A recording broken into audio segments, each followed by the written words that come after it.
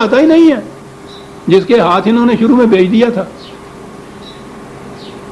اور کہیں گے یہی کہ یہ تو صاحب میرے پاس، اور کبھی تو کہتے ہیں امانت ہے، لیکن امانت اس قسم کی ہے کہ وہ امین کو کبھی واپس ہی نہیں دی جاتی۔ یہ معاملے نظری نہیں تھے، یہ عقیدے کی بات نہیں تھی، یہ فیکچول چیزیں تھیں، یہ سچ مچ کا کاروبار تھا۔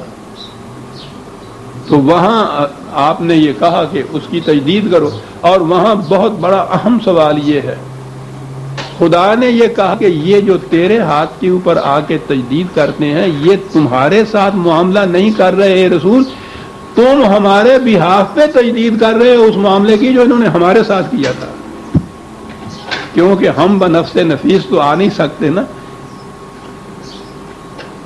خدا کے بہاف پہ جسے ہم کہتے ہیں نا، رسول یہ کرتا تھا۔ کہا کہ اسی طرح سے اب یہ جو آئی ہیں انہوں نے وہی جو مسلمان ہونے کے لیے وہ جو شرط ہے وہ کاروبار کے معاملے کی ایک عہد نامہ جو ہے اس کے لیے یہ بیعت کیوں آئیں، تو ان سے ان معاملات میں کہو کہ ہم خدا کے ساتھ کسی کو شریک نہیں کریں گے، چوری نہیں کریں گی، زنا نہیں ہوگا، اپنی اولاد کو قتل نہیں کریں گی۔ میں نے کہا ہے کہ قتل کے معنی ذبح کرنا ہی نہیں ہے، ایک تو یہ ہے کہ ان کے ہاں تھا یہ لڑکیوں کو وہ زندہ گاڑ دیا کرتے تھے زمین میں، یہ بھی ہو سکتا ہے، اور قتل یا ذبح کے معنی ذلیل کرنا، پست رکھنا، کمزور رکھنا، یہ معنی بھی آتے ہیں کہ اولاد کے ساتھ یہ ان کا سلوک نہیں ہوگا، بہتان کسی کے خلاف نہیں باندھیں گے، جان بوجھ کر افطرا نہیں کریں گی، اور بڑی اہم چیز یہ ہے ولا یعصینک فی معروف، کہ ہم معروف میں تمہاری کی خلاف ورزی نہیں کریں گی، خاص طور پہ یہ کہا فی معروف، بڑی اہم بات ہے، اور بہت اہم مسائل ہیں جو ہمارے ہاں اتنی گنجھلکیں اور پیچیدگیاں پڑی ہوئی ہیں، بات صاف کر دیتی۔ معروف قرآن کریم نے یہ اصطلاح استعمال کیا ہے، وہ امر بالمعروف اور نہی عن المنکر، یہ ہے فریضہ اسلامی مملکت کا، اسلامی حکومت کا، جس چیز کو قرآن نے صحیح ریکگنائز کیا ہے اس کا حکم دینا، جس سے اس نے منع کیا ہے اس سے روکنا، یہ ہے جامع اصول اسلامی مملکت کا۔ معروف وہ جسے قرآن ریکگنائز کرتا ہے صحیح، جس کے معنی یہ ہے،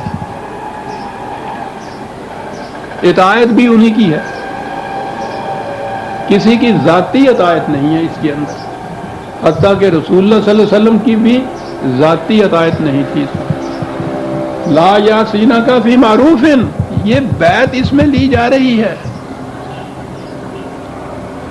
اور جیسی کسی بھی تاریخ ہماری ہے اس میں یہ واقعات ملتے ہیں کہ حضور نے کسی کو ایک حکم دیا، کہا تو اس نے پوچھا کہ یہ قرآن کے معروف میں سے ہے جو آپ کہہ رہے ہیں، وحی کی روح سے خدا کا حکم ہے جو آپ کہہ رہے ہیں، یا آپ کا اپنا ذاتی مشورہ ہے؟ ان کا کہ نہیں یہ تو میرا ذاتی مشورہ ہے۔ تو اس نے کہہ دیا کہ معاف رکھیے، میں اس کے ماننے کے لیے مکلف نہیں ہوں، میں آپ سے بہتر جانتا ہوں۔ اور تاریخ میں کیوں جائیے، قرآن کے اندر جو حضرت زید کا رضی اللہ تعالیٰ عنہ کا واقعہ لکھا ہے، قرآن میں یہ چیز لکھی ہے کہ حضور نے اس سے کہا کہ اپنی بیوی کو طلاق نہ دے، تو اس نے یہ پوچھا کہ یہ وحی کی روح سے آپ فرما رہے ہیں؟ آپ نے کہا کہ نہیں مشورہ ہے، انہوں نے کہا پھر معاف فرمائیے، اور اس نے طلاق دی۔ قرآن میں یہ چیز موجود ہے۔ تو جسے اب آپ یہاں آج اتباع سنت کہتے ہیں، اس میں پہلی چیز تو یہ دیکھنی ہوگی کہ جو حضور کی طرف منسوب کیے جاتے ہیں اقوال، ارشادات اور آپ کے اعمال، جو کچھ وہی ذریعہ اب رہ گیا ہے نا اس کا، جسے اطاعت رسول کہا جاتا ہے، اگرچہ وہ بھی آپ کو معلوم ہے کہ ان کی حیثیت کیا ہے۔ 6 لاکھ ایک جامع حدیث کو امام بخاری کو ملتی ہیں روایات، وہ ان میں سے اپنے قیاس کے مطابق 5,97,000 کو مسترد کر دیتے ہیں۔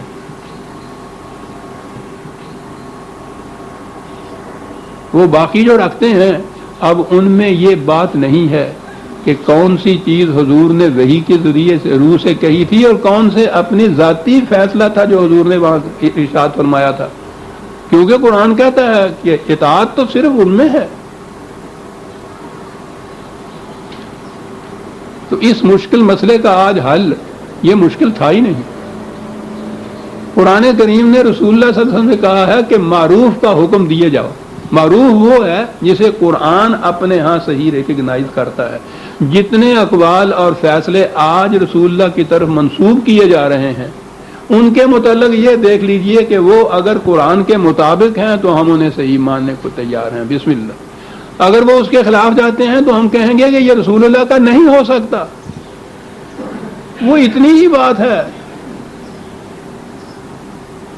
لیکن اس سے چونکہ وہ جو احادیث کے مجموعے چلے آ رہے ہیں ان کے ہاں جن کے متعلق عقیدہ یہ ہے کہ بخاری اور مسلم کی ایک حدیث بھی نہ مانی جائے تو دائرہ عام سے خارج ہو جاتا ہے، وہ ان کا عقیدہ جو ہے یا ان کی عقیدت جو ہے ان جامعین حدیث سے وہ مجروح ہوتی ہے. صرف یہ بات ہے.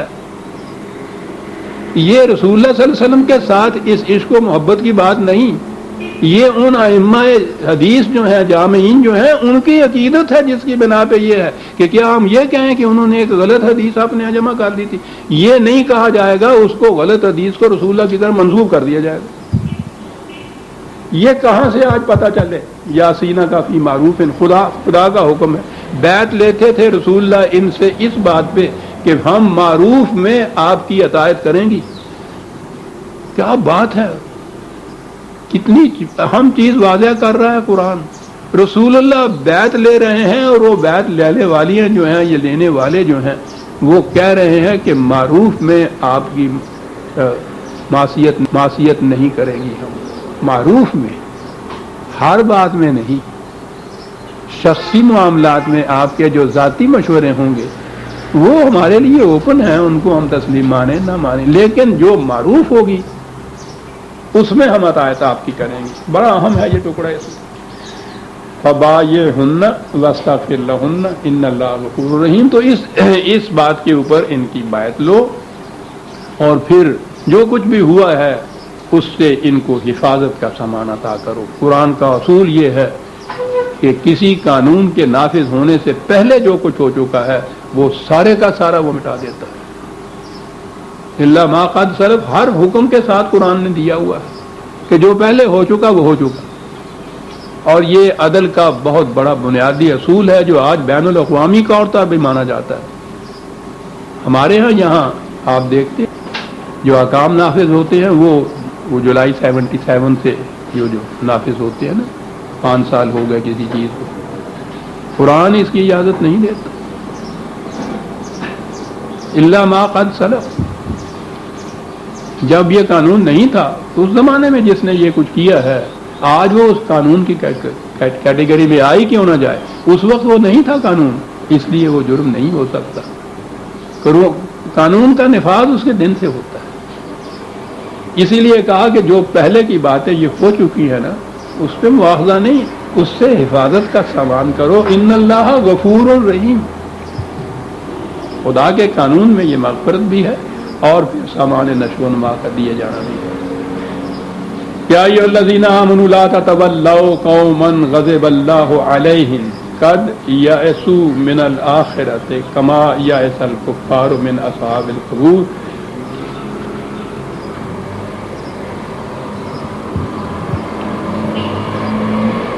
بات آخر میں پھر وہی آ گئی یہاں سے یہ شروع کی تھی کہ ان کے ساتھ دوستداری کے تعلقات نہیں رکھتے.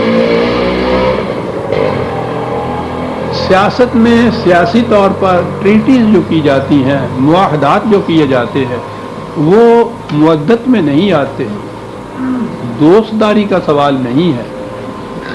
تو سیاسی طور پر مختلف قوموں کے اندر یہ معاہدے ہوتے ہیں. حضور نے بھی کیے معاہدے، اس سے نہیں قرآن روکتا.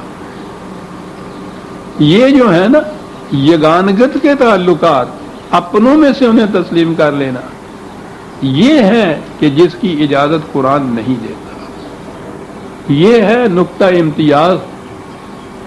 شروع سے آخر تک قرآن نے اس پہ زور دیا ہے. اس لیے کہ جو لوگ قرآن کی ان اساسات اور ان قوانین کو صحیح تسلیم نہیں کرتے وہ تم میں سے ہو کیسے سکتے ہیں. یہ بھی ایک چیز تھی جو یہاں آ کر ہوئی۔ پہلے تو یہی کیا کہ وہ جو دو قومی نظریہ جس کی بنیادوں پر انہوں نے پاکستان کا ایک خطہ زمین حاصل کیا تھا، یاد رکھیے یہ اسلامی حکومت حاصل نہیں کی تھی، ایک خطہ زمین حاصل کیا تھا جس میں اسلامی حکومت قائم کرنے کا امکان تھا۔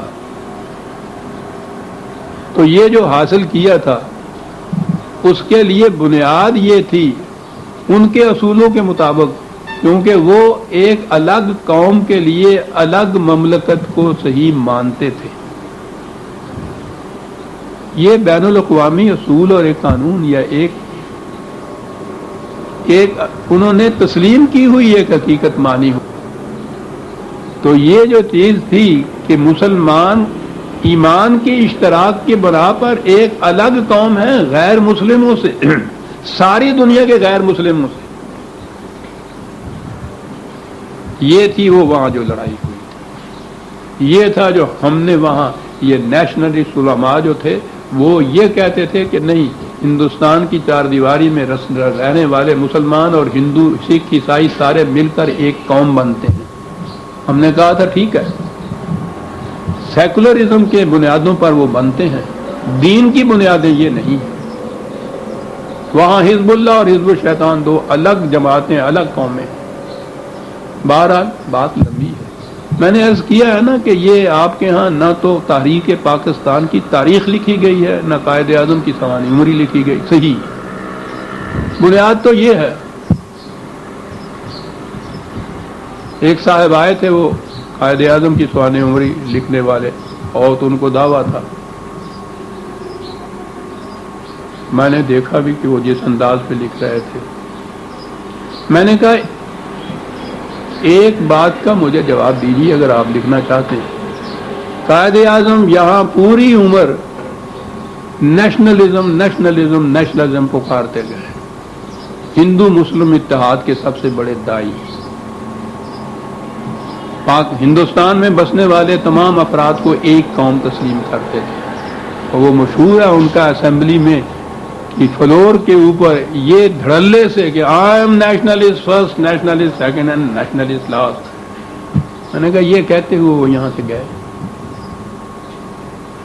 اور اس کے بعد جب واپس آئے تو انہوں نے کہا کہ نہیں، یہ غلط ہے کہ یہاں کے تمام باشندے وطن کے اشتراک کی بنا پر ایک قوم ہے، مسلمان ایمان کے اشتراک پر ایک۔